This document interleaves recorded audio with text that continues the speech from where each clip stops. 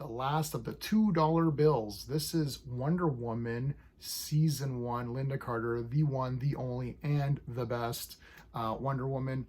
This was a damn good episode for me, man. I really like this one. We're going to talk about it using my space system: story, pacing, artistry, characters, enjoyment. Each category gets a score between 0 and 2. 2 is the best you can get in any category. Look, the storyline here for me is a 2 out of 2, big time home run. First off, the counterfeiting of the $2 bill. Now, I don't know World War II history that well, but I did see a movie called The Counterfeiters. It's an older movie where the Nazis have a bunch of artists, some of them are Jewish, whatever, and they're trying to copy the British pound and the American $1 bill. The reason for that is that the $1 bill, the circulation is insane. Everyone's got a buck, right?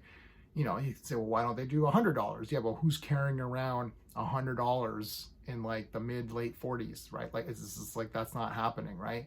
So better to have a dollar because that's going to be around. So that's the interesting part about this. So now here they say $2, and then at the end you're like, well, there's not going to be a $2 bill anymore anyways.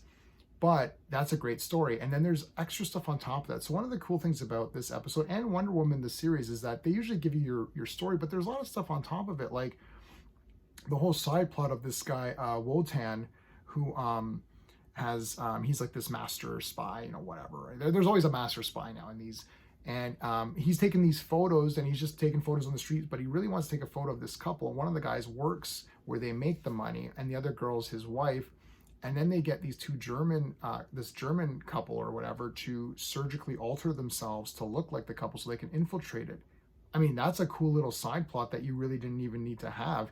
It actually leads to some really cool moments in the show where like Wonder Woman is there and the girls and the real woman is like, oh my God, Wonder Woman, my brother loves you. Can you sign an autograph? Sure. And she signs a menu because she works at a diner. She owns a diner and that was the only thing she had on her to sign. And then later you see the menu, that's just that menu that's signed is just literally laying there for anyone to use. And Wonder Woman's thinking, why would you are so excited to get this signed to send it to your brother and you're just now not using it? So that triggers her to say, hey, something's wrong, you know? A lot of little moments like that too. I want to also mention a couple of other little moments. First of all, this is the first time that she's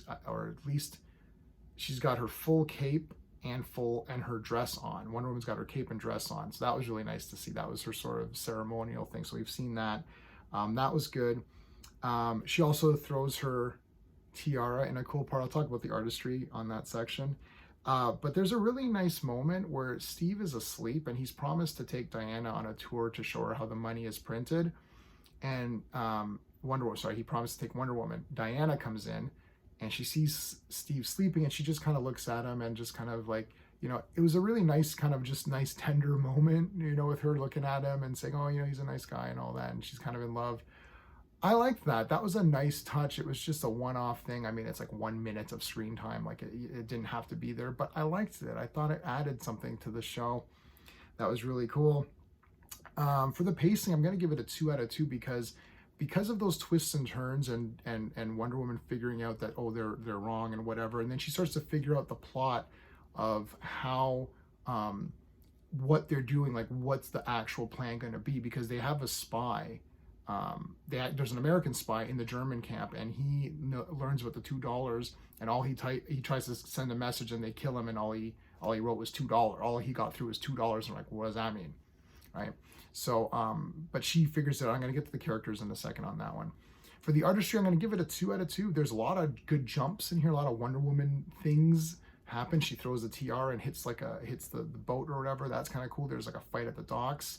A lot more locations in this one.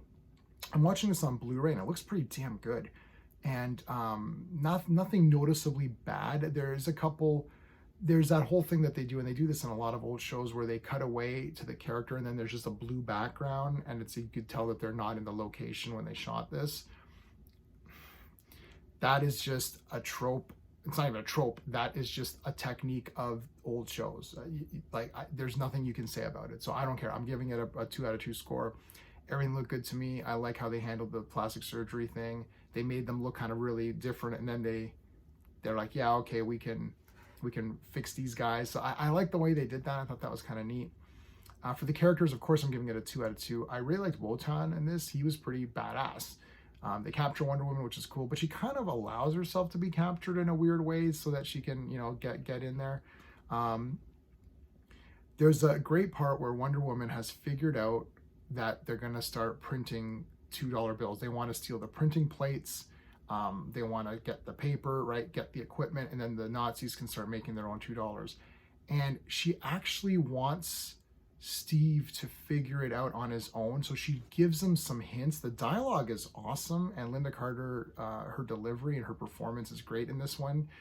She's like, well, so you just print the money? I mean, what if you get the plates and, I mean, like, and the paper and the equipment, that's all you really need to print money? And he's like, well, yeah, I mean, you know, you get caught by the police. But she's like, yeah, but like, what if you're just printing a bunch of fake $2 bills? Like, you're just, you know, printing it like, you know, thousands and thousands of them or something.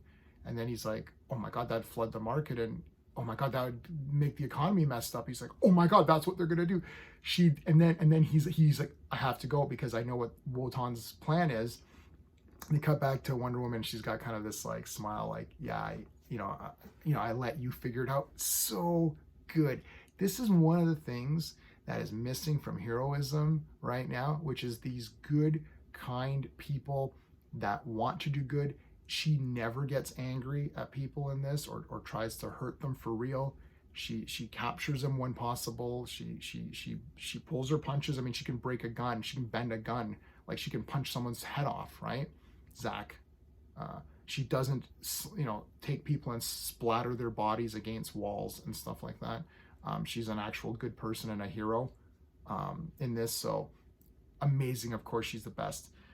I mean, the enjoyment factor, I'm giving it a freaking 2 out of 2. I'm giving this a 10. I'm giving this a 10er because it's so awesome. I'm just looking at my notes to see what other cool stuff. There's other cool things where Steve has to defuse a bomb. Steve is slightly, they get the drop on him a couple of times, which is a little bit irritating, but you have to have Wonder Woman save him in some way. So they're balancing this fine line between making him a competent agent, but also putting him in situations that cause him to need help from Wonder Woman. It's a delicate operation. It's not the same, and I mean, I guess this is a gender thing, but it's not the same with Lois Lane, who she can constantly puts herself in dangerous situations because she almost has it in the back of her mind that, yeah, Superman's just gonna save me, right? Whereas Steve is like, no, I've got to do this because I'm a soldier and I'm gonna fight these guys. And then he gets overwhelmed, and then Wonder Woman steps in. It's a good way to make him not too bad. I do think that the Gal Gadot, especially the first Wonder Woman with Chris Pine, I think they did a great job of that relationship where he still seemed really awesome, but she's just Wonder Woman, so she's the best. This episode was pretty good, but they did get the drop on him a couple times. I felt, Steve, you could have gotten out of this one without Wonder Woman, but, you know, still love this episode. I think it's damn cool. So that's it, everybody. If you like this video, please like the video. Please consider subscribing to the channel and check out the Wonder Woman playlist. That's it. Until next time.